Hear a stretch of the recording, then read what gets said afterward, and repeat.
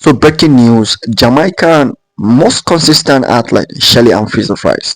Jamaican most decorated athlete Shelly and Fraser Pryce.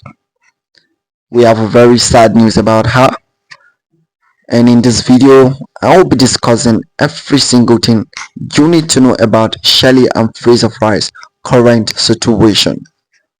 So before I continue, and in case this happens to be your first time here on this YouTube channel, do me a favor to make sure you like this video and also make sure to subscribe to the YouTube channel. So breaking news, Shelly and Fraser Pryce register did not start in the women 200 meter at the Jamaican Olympics trials. And what this means is Shelly and Fraser Pryce decided to quit running the 200 meter by herself. I repeat, by herself in the 200 meters at the Jamaican Olympic national trials. And what this also means is Shelly and Fraser Pryce herself decided not to run the 200 meters.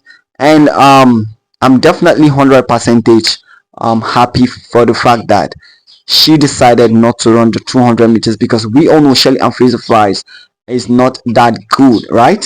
In the 200 meters, she is good in the 200 meters, but she is not that good like Shericka Jackson.